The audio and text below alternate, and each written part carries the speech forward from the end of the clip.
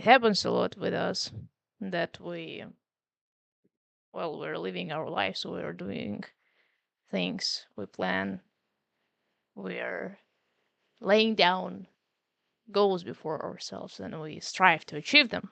And yet, lots of times, it seems like not enough.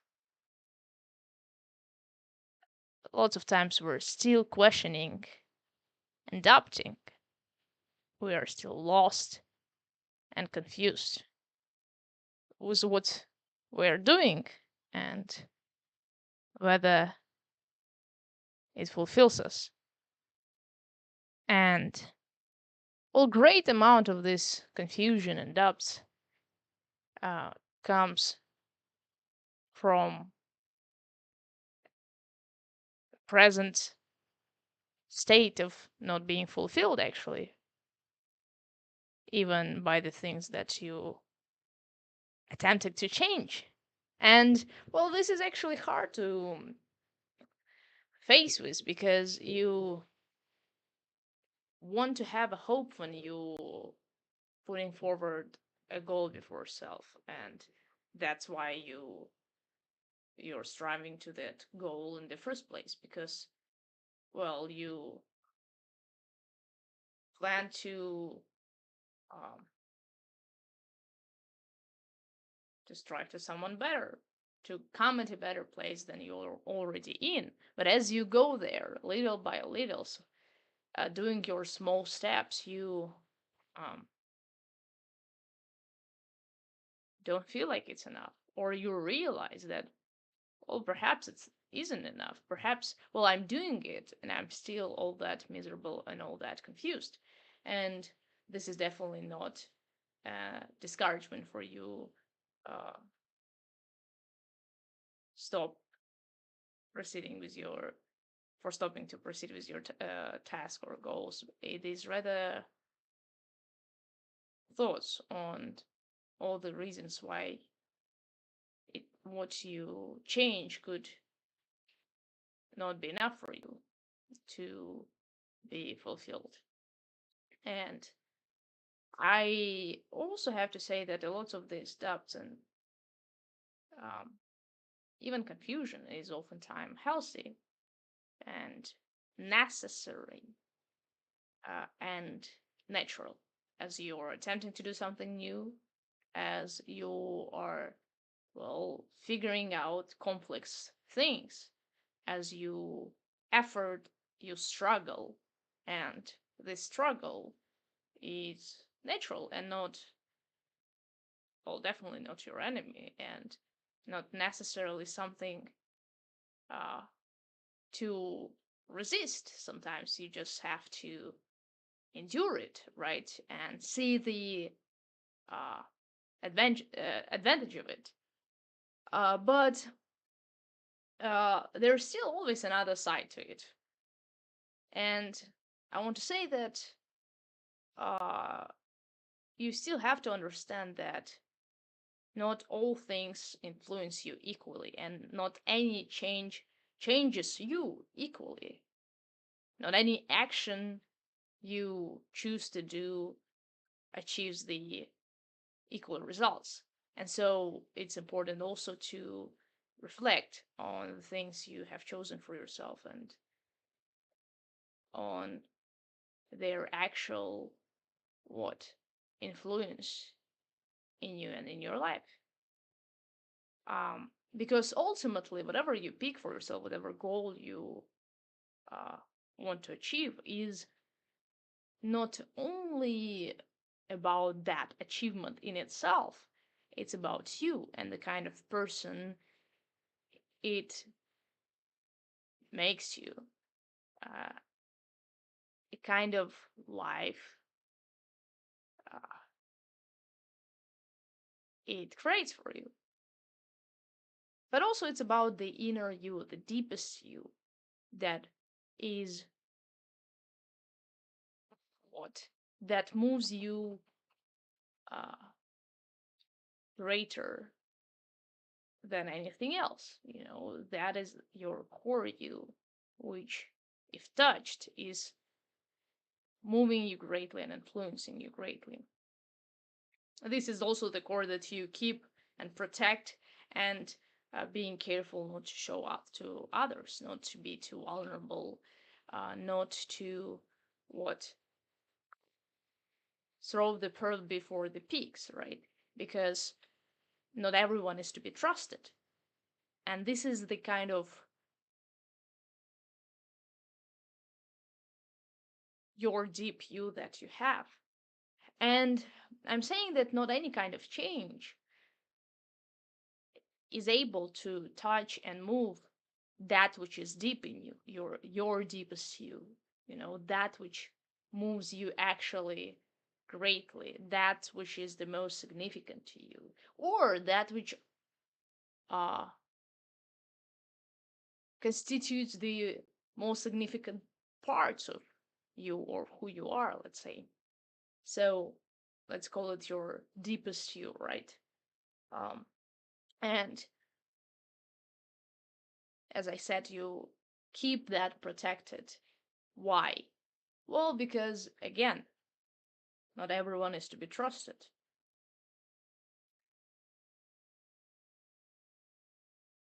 But also because seemingly it could be used perhaps against you. And perhaps it's something that is actually, um, so vulnerable in you. Perhaps it's the most vulnerable part in you. Perhaps it's the loving part, the kind part, the hoping part, the expecting good part, wanting a friend part. Perhaps this is that part of you which is the deepest, which wants the world to be a better place, in which hopes and has a childlike what faith in goodness of the world. So that wants to trust people, that wants to be understood and to understand, that wants to have closeness and attachment, uh, and love, and care, and to be appreciated and valued.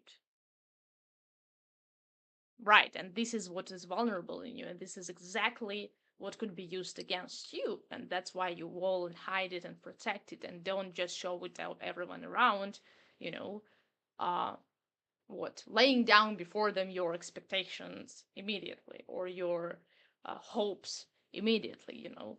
Um, so right, but when you put before yourself a goal, and again you have this dissatisfaction of not receiving the result you expected to receive. It could be partially, perhaps, well, you expected your deepest you to be moved. You expected something influential, but not just anything influential. It's not perhaps the more views that you expected, or the more leads that you expected, or the uh, higher returns in themselves that you expected. Perhaps it's been the uh, what good feeling about yourself that you expected, the appreciation from people that you wanted to have, the what your status being raised in your eyes and in the eyes of the others, not necessarily in any negative way, but you just wanted to be the best, or you wanted to be better, right? You wanted your being to be improved. Right, right. But good morning to you too. And so, um,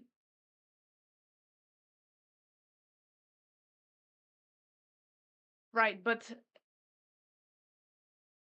um, of course, you know that first of all, well, the things don't change that quickly, and the results don't appear uh, in the exact second you start doing them. And you know that, well, you have to be patient and you have things to do no matter how hard they are. um so okay, so we're talking basically about how um the things that you do oftentimes don't satisfy you. And uh, sometimes the things you try to change in your life, you do something and you're hoping for a better result. You're hoping that, well, something will change, everything will be better, and things do change, but they don't change enough for you to um, be happy about it, for you to be fulfilled. And well, in my view, the good reason for that could be that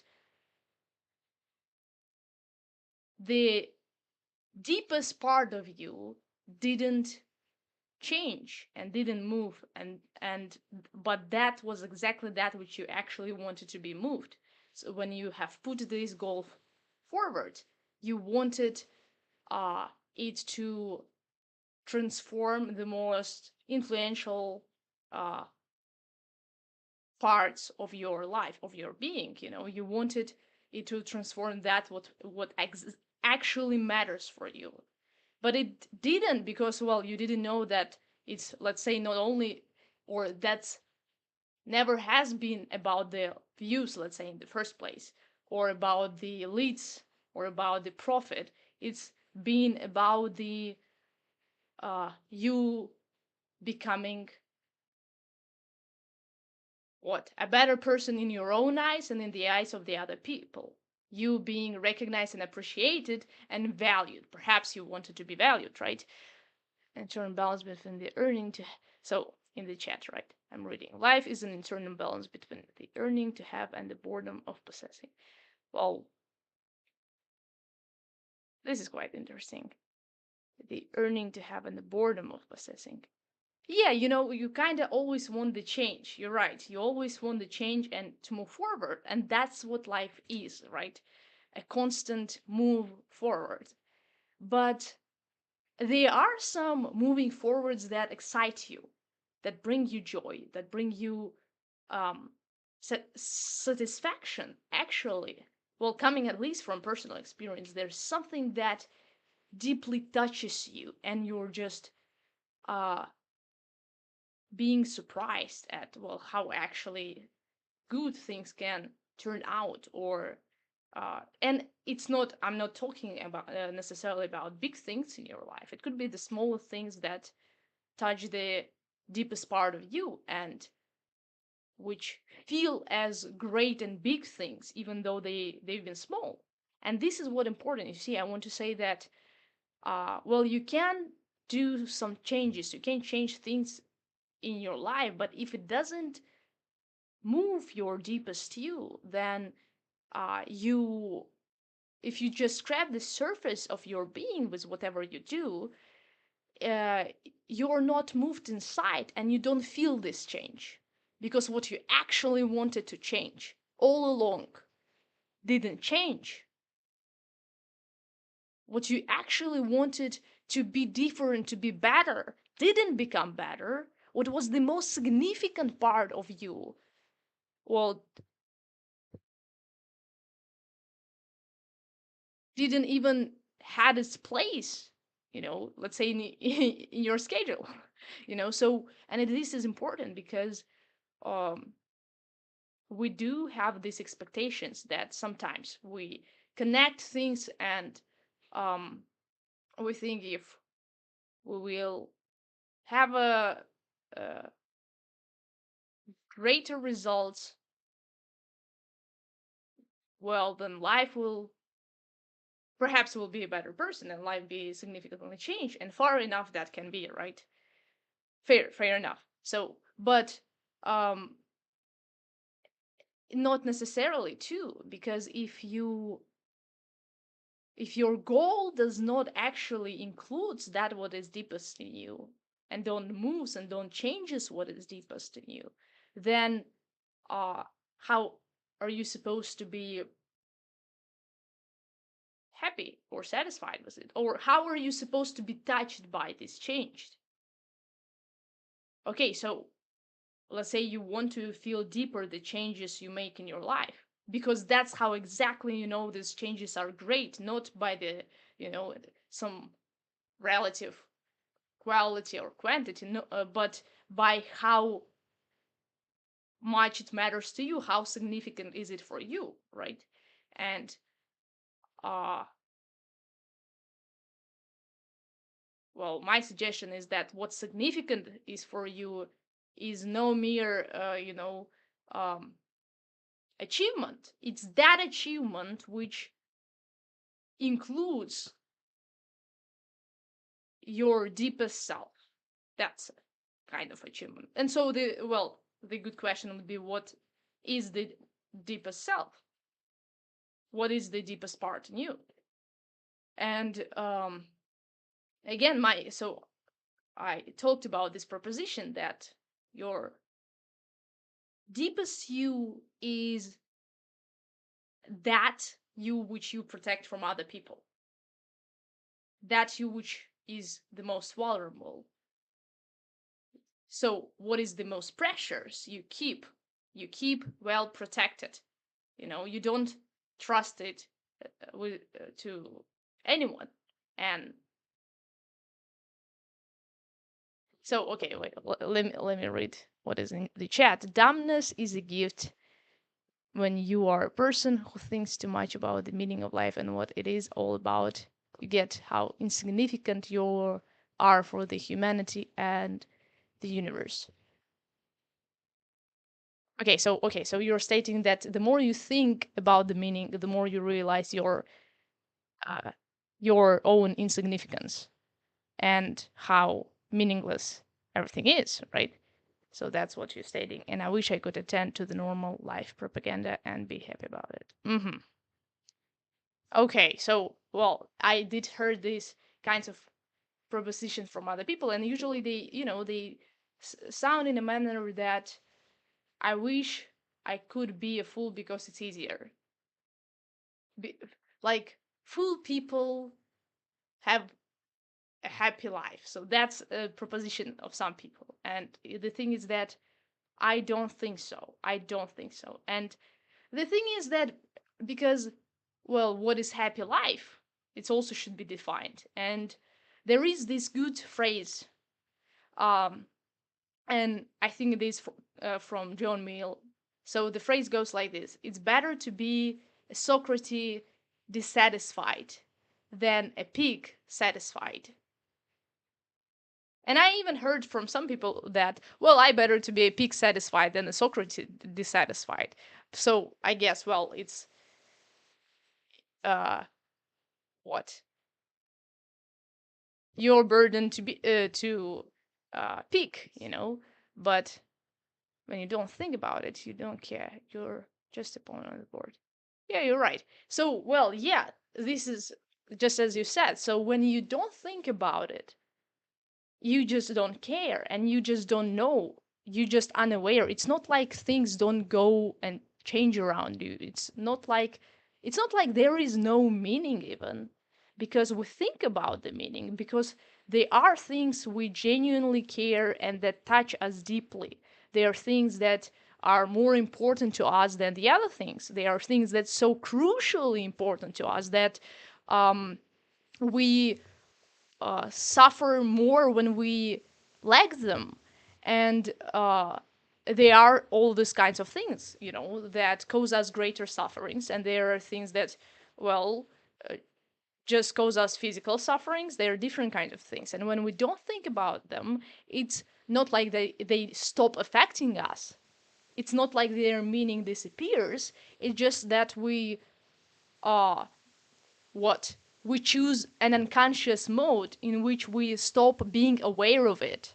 And maybe it's easier because it's always easier not to think, but maybe it's also not that smart, because you will just suffer for your unconscious choices if you don't make wise choices. And it's harder to make wise choices when you don't think about what you do.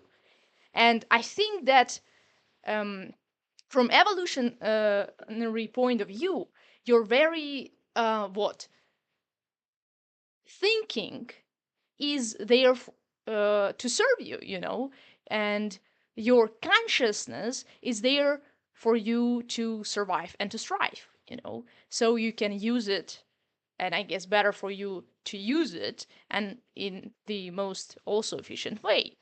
um, well, you see,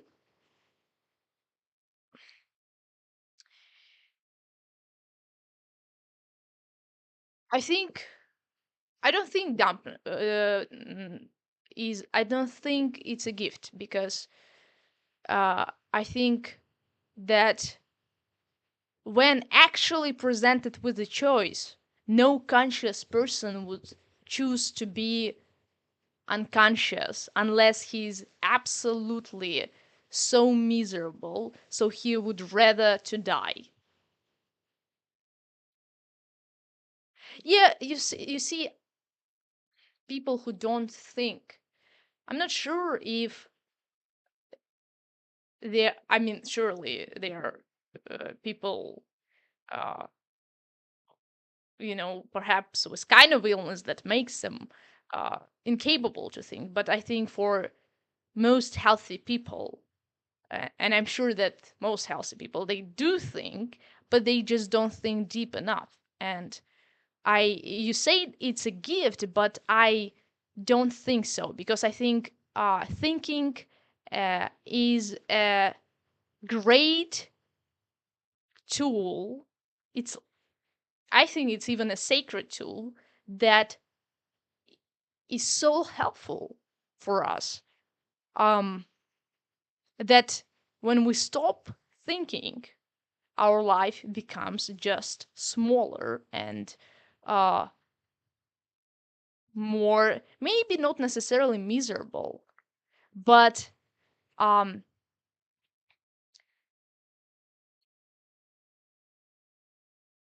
it just becomes w- less uh, conscious, and I don't think it's good, because, you know, uh,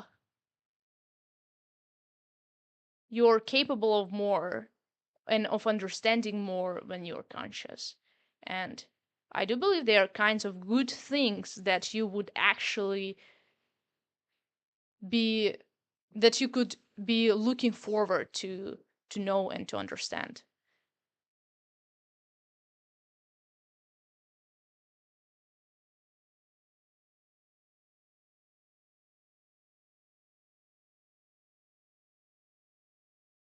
Okay, so wait, I'm reading what is in the chat.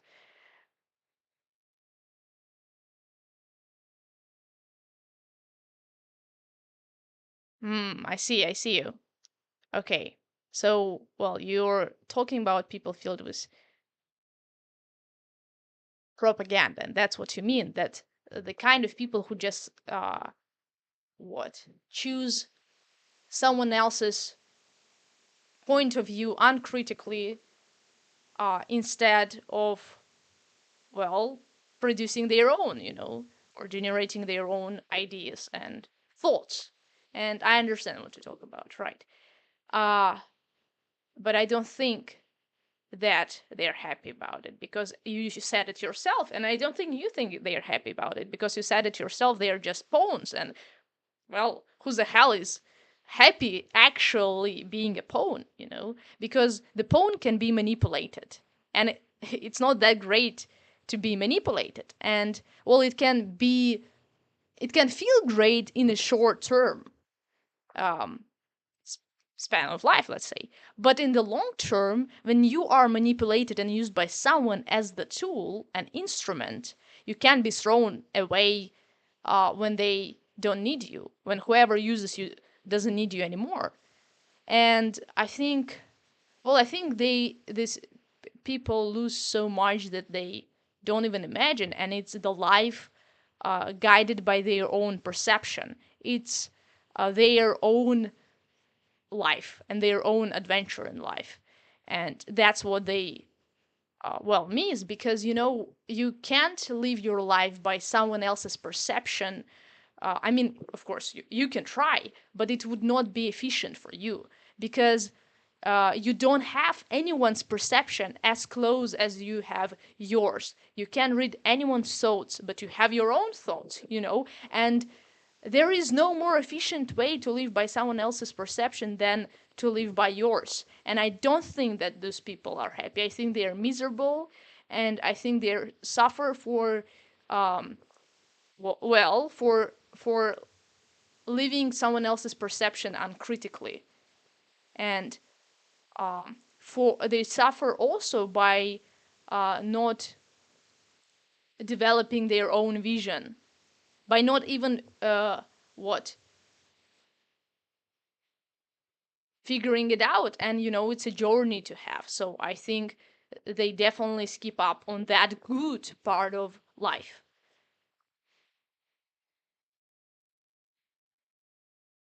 Cage animals. So okay, so again, I'm reading the chat. Cage animals are more likely to be happier.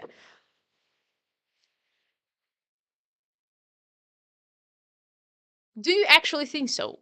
Well, look, right. I see your point. In one way, you can see that they're receiving the treats and the food. They are absolutely provided with, right? They are provided with everything they need. They survive and even thrive. So you could ask, what else do they need? They have everything, but it's also uh, the answer could be, well, but they have one thing they don't have, and it's they don't live up to their nature, right? And well, this can be a heck of a limitation if if you are limited by what you're naturally supposed to do and have a tendency for doing, then well, it's a good question, how happy are you, because let's say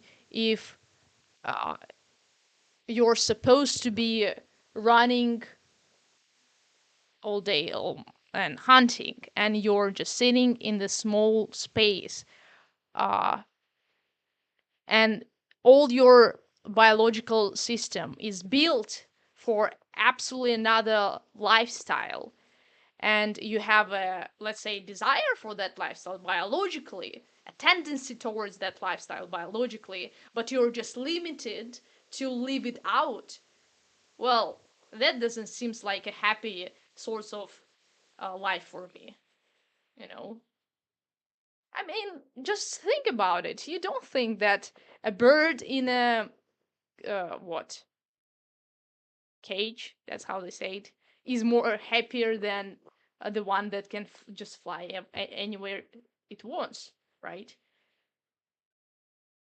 And like, it exactly when you think about the bird, because you think about um someone not living up to their nature, not living up to their capacities. I think this is the also great missing out when you don't live out your capacities, and well, animals could miss out on that too, and so can human, and so returning to my topic, that would be a good kind of um, turn there, because well, when you why are you unhappy with that goals to you put there before yourself? And well, one of the reasons is because, again, they don't touch the deepest you, which has some capacity, let's say capacity for loving, for capacity for understanding, be kind, for closeness, for deepest share, uh, and when you don't leave that out, you just miss out on the capacity, but you also uh what caged your tendency, and uh no wonder you're not satisfied, right? So ultimately you want to have the kind of goal which would touch your deepest self, as you proceed doing it, as you do it. um and well, this is a good question, what kind of a goal would it be? And uh Okay, let's just read the question from the chat. What in your life was the moment you felt closer to happiness? Okay, so this is a really good question because it's actually questions uh basically what is the deepest you, or what has been the deepest moment for you. Okay, so I think the moment I felt closer to happiness was the um every day I would spend with the partner I loved, that was the actual moment that was not close to happiness. That was happiness for sure. And of course, not, let's say, and it was another kind of happiness. It wasn't happiness that you are just absolutely surprised and you have a peak of your emotions. That was happiness, um, not beyond emotions, but like more than emotions. You know, it was some sort of inner happiness that which uh, in which you feel fulfilled, in which you feel like, my God, it's so good. What else you need in life? Like if you have this, I have no idea what else would you need a lot in life, because if you actually have someone who loves you so much, who values you so much, you don't need now to struggle all through uh, your life to win it from someone else, to win this value from people, to earn it more and more, because someone else already values you. It's like you understand that even if you fail in achievements, if someone loves you so deeply, it just basically doesn't matter that much. So um of course it matters, but it's like it's the realization that you missed on something else would not kill you. And it's, well, it's something, right? uh so, well, that was the moment when um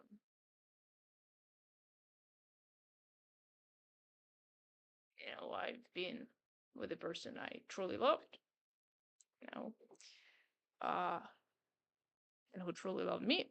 So, and I think for many people, this is the moment of their true happiness.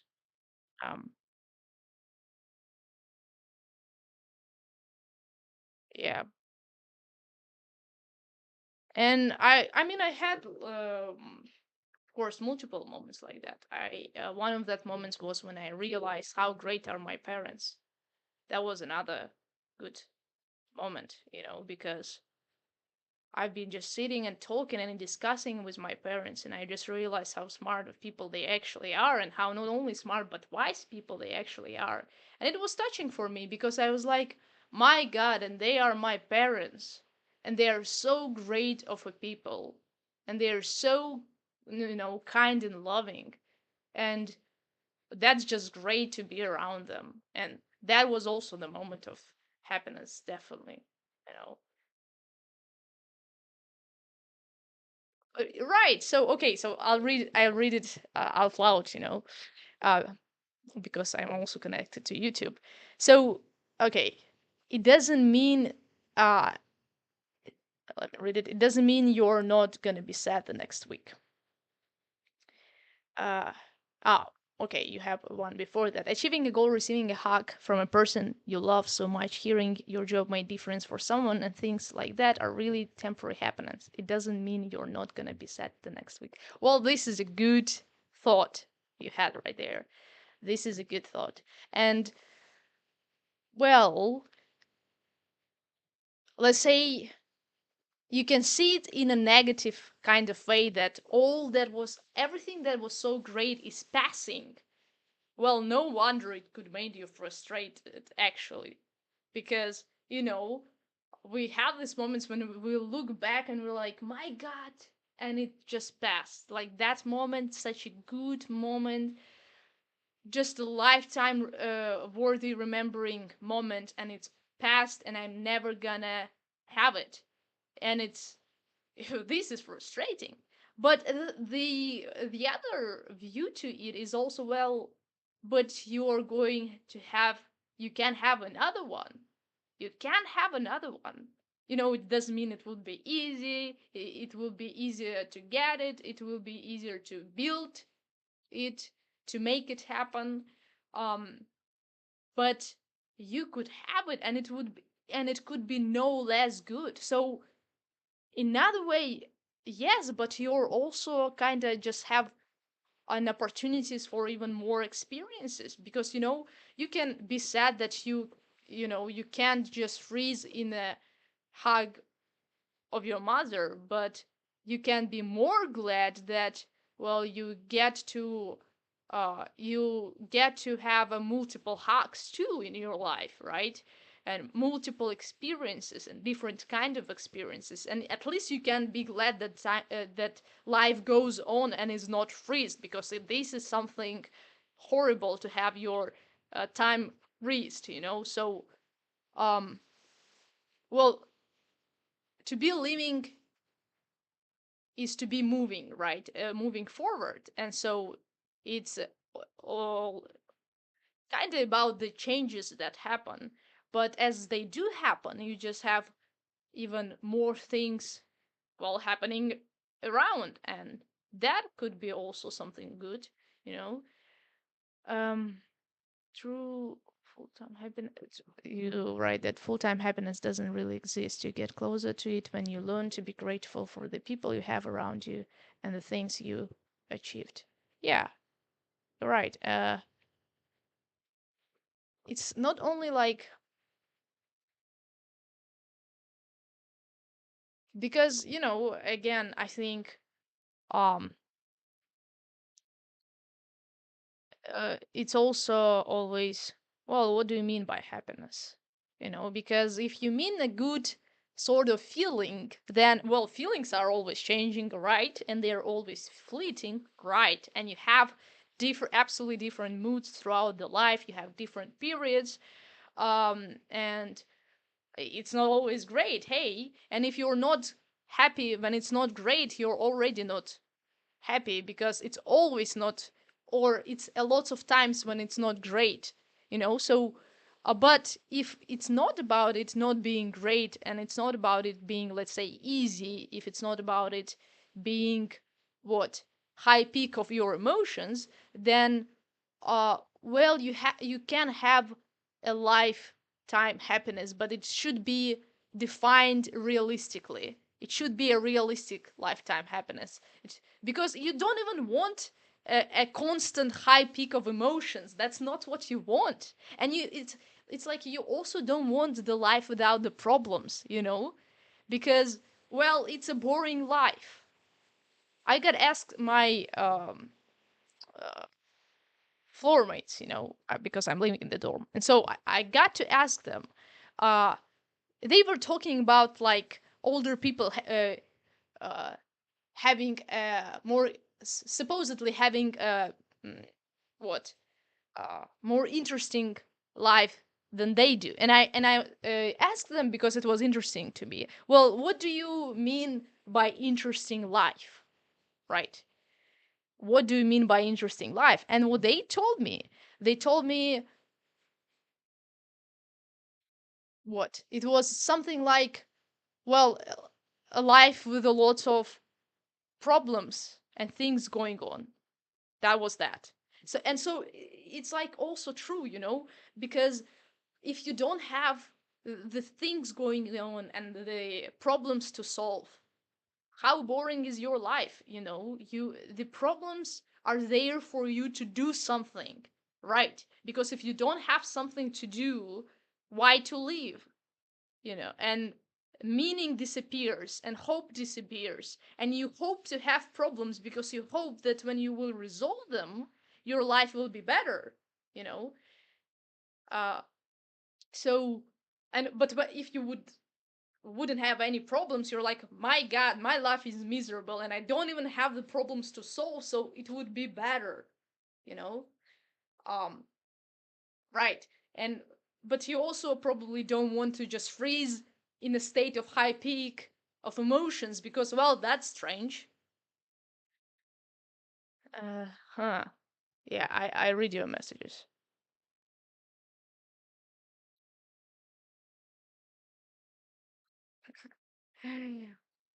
Hmm. Yeah, right. Um, well, it's also about, let's say, so you wrote doing stuff and achieving stuff and hopefully not getting bored about it. Well, it's also about, let's say, feeling stuff and experiencing stuff, because that's what I believe to be a true knowledge is the one that you live through. It's an experienced one. This is a true knowledge because what the heck is theoretical knowledge? Like, what kind of knowledge is this? Just memorized words? You truly know the meaning of words when you say them, when you have experienced what they mean, right?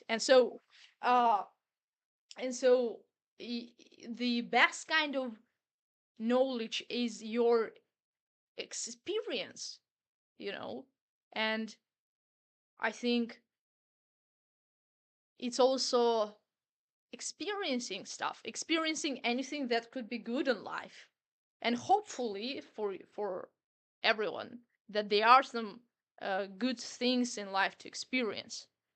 Ah, right.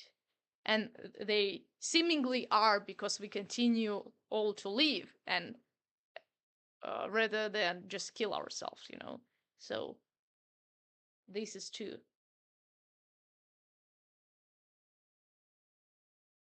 But you can experience the surface kinds of things that don't move you much, like don't move your inner you, let's say. uh they just changes that, well, happen around you. We have all sorts of these changes happening around us, like people go, move, we move, weather changes, all sorts of changes happen around us, but they don't matter to us equally, right?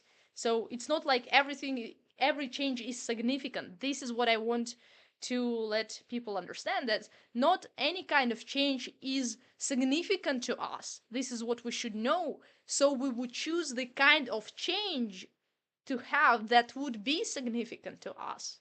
And we should understand it because we should also ask ourselves, well, what kind of change would be significant to us? My proposition is that is the kind of change that would move what is significant within you, like your deepest self. And I think that this is the self that you also try to hide and protect, you know, the self that expects the best from the world and people around, and the best that wants to be uh, the deep you that wants to be valued and appreciated and loved and give love back, and that wants to be kind and receive kindness. And well, and this is kind of a vulnerable you too, because, well, it could be used against you. And I mean that, well, you should have this deep you in the picture, because what else are you supposed to do with it? Caged it? Like, do you truly want to cage your greatest and deepest capacities, let's say for love, for whatever we consider meaningful, for kindness, for what? Deep understanding? Um, right, so, well, then the task, like personal task for everyone becomes that, well, better have goals that ensure the changes within the deepest you, that ensure that this deep you uh, can get a life. Well, because that's what life is. It's a constant change, right? And so you don't want to let all of that capacity, your deepest capacity, your deepest tendencies and desires to freeze. You want to let it space for, well, ever upward changing, right? And well, to do that, you have to uh, strive to that. And to strive for that, you have to be considerate of whatever is that which is deep in you, or deepest you, let's say. Um, because we find ourselves lots of times really hopeless, really confused, really lost, and really kind of um dissatisfied of the things we already achieve. And then we can ask ourselves a question, well, why are we dissatisfied with the things we achieve? If we achieve something, if we do some things, how can we be not that satisfied with it? And well, the answer could be because uh it's never has been that significant to us. you know it's not what is significant to us, and that what is significant has to be moved so we would enjoy it. um and when you understand that, well, happiness is not about the what, it's not about a high peak of emotions or feelings, it's not like about just surprise, um not even about the laugh and smiles. When you understand and realize there's something deeper, it's about the sense of meaning and fulfillment. Then you know that, well, you can have it while you effort and struggle too, but you should have it. It's not like, well, now my achievement's supposed to uh, remove all the burdens from my life. Well, it would be good though if it at least reduced them, right? Because that's why you what do some things and efforts so you could live better and suffer less miserably, right? uh but it's not like it's gonna remove all your problems, and maybe it's not even what you want, but you do want to know why you suffer, and to have us not only know theoretically, but to experience the sort of meaning that transcends that suffering, meaning that surpasses the suffering and effort that you put in your life. Well, and this is about the changes, um, the sorts of changes that you want to have, which would include all of that, include this kind of meaning, uh, and which would be of this kind of significance to you. And well, thank you to everyone who's been, present during this stream, and for your definitely good contribution. Um, it was interesting things to discuss and to talk about, and that'll be